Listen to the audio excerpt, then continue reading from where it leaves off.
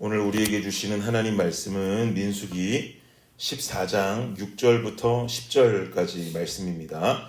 우리 함께 합독하죠. 시작. 그 땅을 정탐한 자 중 눈의 아들 여호수아와 여분네의 아들 갈렙이 자기들의 옷을 찢고 이스라엘 자손의 온 회중에게 말하여 이르되 우리가 두루 다니며 정탐한 땅은 심히 아름다운 땅이라.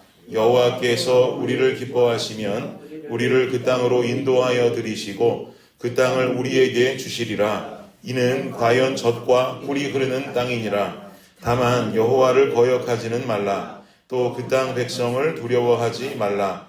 그들은 우리의 먹이라. 그들의 보호자는 그들에게서 떠났고 여호와는 우리와 함께 하시느니라.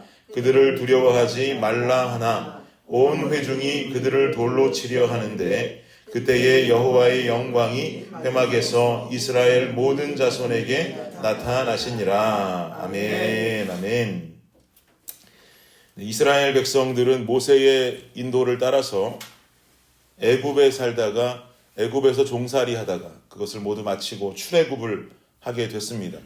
홍해를 지나고요. 또 시내산에 이르러서 주님께서 주시는 율법을 받고 또 성막을 짓고 하면서 이 가나안 땅, 그야말로 젖과 꿀이 흐르는 가나안 땅으로 들어갈 수 있는 실제적인 준비를 모두 다 마쳤습니다.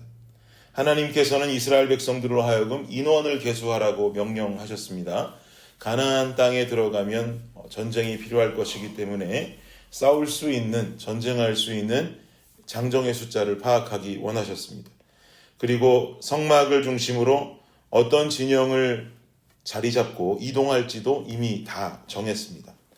그렇게 이스라엘 백성들은 출애굽을 하게 된 지 2년 정도가 흘러서 가나안의 남쪽 경계라고 볼 수 있는 가데스 바네아 땅에 도착하게 되죠.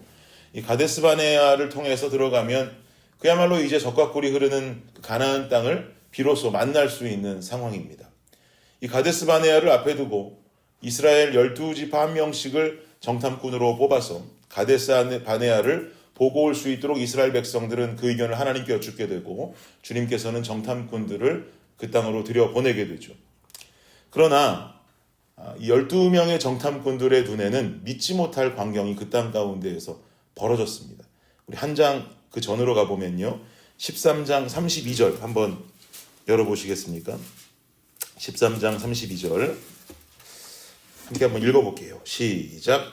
이스라엘 자손 앞에서 그 정탐한 땅을 악평하여 이르되 우리가 두루 다니며 정탐한 땅은 그 거주민을 삼키는 땅이요 거기서 본 모든 백성은 신장이 장대한 자들이며. 그들이 정탐한 땅은요 다름 아닌 안악자손들이 살고 있는 땅으로 그들은 신장이 굉장히 장대한 거인들이라고 보시면 되겠습니다. 거인들이 살던 땅이었어요. 그 땅을 본 정탐꾼들은 당연히 위축될 수밖에 없겠죠. 자신들의 신장보다도 훨씬 큰 거인들이 그곳을 거느리고 있으니 그 땅으로 들어갈 만한 용기가 날 수가 있겠습니까? 이건 당연한 생각일 것입니다. 이 정탐꾼들은 40일 동안 정탐을 했고 그 정탐한 결과를 말하기를 이어지는 33절을 보니까 이렇게 보고합니다. 한번 읽어볼까요? 시작. 거기서 네피림 후손인 안악자손의 거인들을 보았나니 우리는 스스로 보기에도 메뚜기 같으니 그들이 보기에도 그와 같았을 것이니라. 여기 써있죠. 거기서 네피림의 후손인 안악자손들을 봤다. 이 안악자손들이 얼마나 거대한지 우리는 그들에 비하니 뭐 같아 보였다 그래요? 메뚜기 같아 보였다. 이 말인즉슨 싸울 마음이 있다는 겁니까? 전의를 상실한 거죠. 완전히 전의를 상실하고 우리는 그들과 결코 싸울 수 없다라고 하는 결론을 내리고는 보고하고 있는 거예요. 이 정탐꾼들의 고백 속에는 여러분 어떤 문제가 있을까요? 이들이 지금 보고하는 이 보고 속에 있는 문제는 지금까지 홍해를 가르시고 또 아말렉과의 전투에서도 승리하게 하시고 율법을 제정하시고 성막을 만들게 하면서까지 지금까지 인도해 오신 하나님의 능력, 그들 중심에 성막을 두시기 원하시면서 그 중심 속에 그들을 이끌어 오신 그 하나님의 능력과 역사는 이 고백 속에 아무것도 없는 거예요. 찾아볼 수가 없어요. 이 정탐꾼들의 보고와 그 보고를 들은 백성들의 믿음의 연약함으로 인해서 하나님께서는 이들에게 징계를 내리시게 되는데 어떤 징계냐면 일단 믿음 없는 보고를 했던 10명의 정탐꾼들은 모두 다 재앙으로 인해서 죽음을 당하게 됩니다. 그리고 가나안으로 들어가서 전쟁을 치러야 했던 20인 이상의 남성들, 그 장정들도 모두 다 가나안에 들어갈 수 없다고 하는 통보를 받게 되죠. 그 중에 여호수아와 갈렙을 제외한 모든 남성들은 광야에서 죽게 될 것이다 라는 것입니다. 그리고 마지막으로 어떤 징계가 내려지냐면 34절, 14장 34절, 민수기 14장 34절 한번 읽어볼까요? 함께 읽어보겠습니다. 14장 34절 시작. 너희는 그 땅을 정탐한 날수인 40일의 하루를 1년으로 쳐서 그 40년간 너희의 죄악을 담당할지니 너희는 그제서야 내가 싫어하면 어떻게 되는지를 알리라 하셨다 하라. 그들이 정탐하고 온 40일의 시간을 하루를 1년으로 계산해서 가나안을 코앞에 두고 하나님께서는 그 주변을 돌게 하시겠다는 거죠. 40일에 하루를 1년으로 하면 몇 년이에요? 40년 동안 돌리겠다 이 말이에요.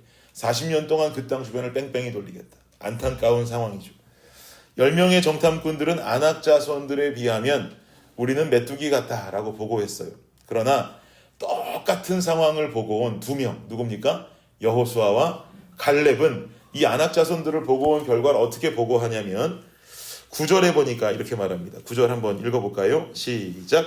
다만 여호와를 거역하지는 말라. 또 그 땅 백성을 두려워하지 말라. 그들은 우리의 먹이라. 그들의 보호자는 그들에게서 떠났고 여호와는 우리와 함께 하시느니라. 그들을 두려워하지 말라 하나.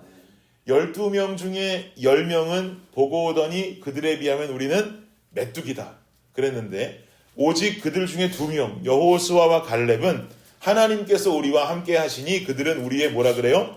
먹이라. 그죠? 개역 한글로 보면 밥이다.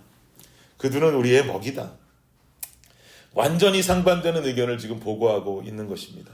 이 고백으로 인해서 영광스럽게도 여호수아와 갈렙은 가나안 땅을 밟게 되고 또 여호수아는 그 이후에 모세의 뒤를 이어서 이스라엘을 이끄는 영적인 리더로 등극하게 됩니다.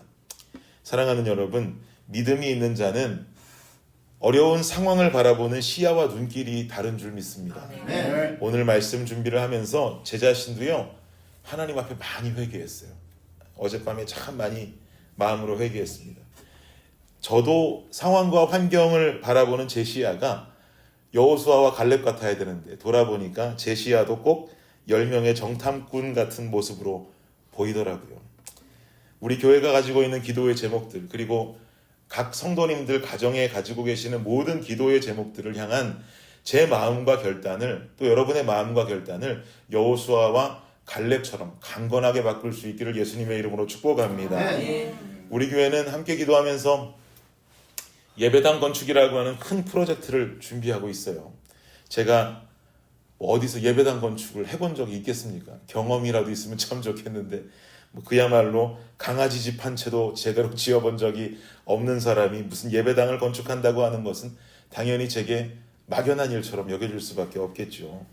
그리고 준비하다 보니 제가 예상했던 것들보다도 해나가야 될 일들이 참 많고 또 변수도 참 많다는 것을 하루하루 깨닫게 됩니다.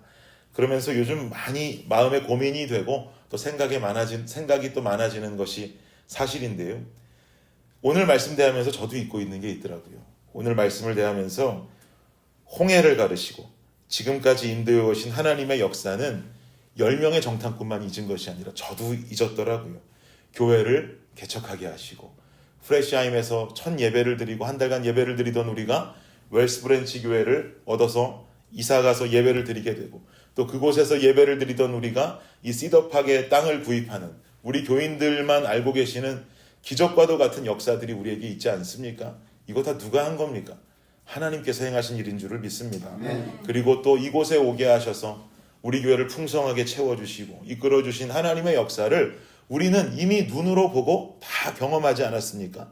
그런데 지금까지 이렇게 인도해 주신 하나님의 역사와 능력은 다 까먹고는 목사인 저도 앉아서 걱정만 하고 있는 거예요. 세상적으로만 헤아려 보고 있는 거죠.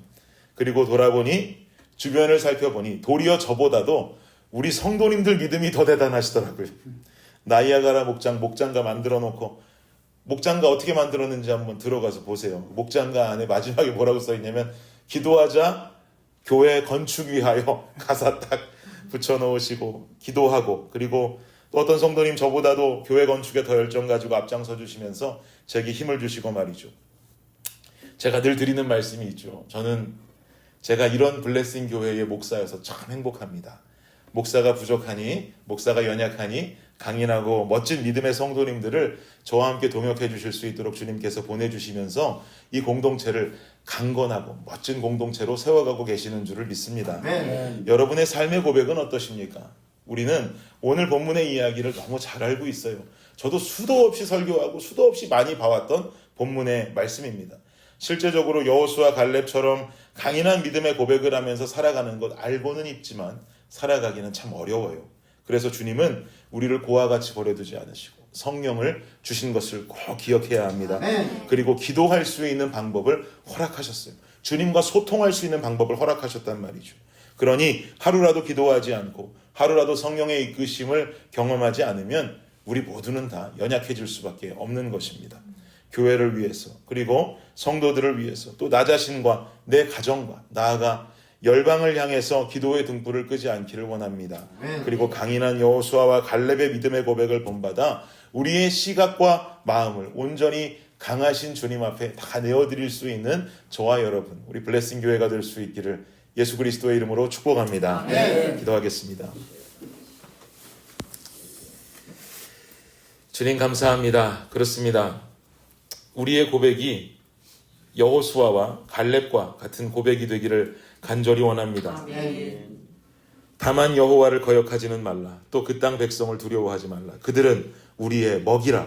그들의 보호자는 그들에게서 떠났고 여호와는 우리와 함께 하시느니라. 아버지 하나님, 이 고백이 우리의 고백이 되어서 우리 개인의 기도 제목, 우리 가정의 기도 제목, 우리 교회의 기도 제목, 우리 열방을 향한, 이 도시를 향한 모든 기도의 제목들 하나님께서 이루실 것임을 확신하며 오늘 하루도 전진하며 나아가는 우리의 믿음과 신앙이 되게 하여 주시옵소서.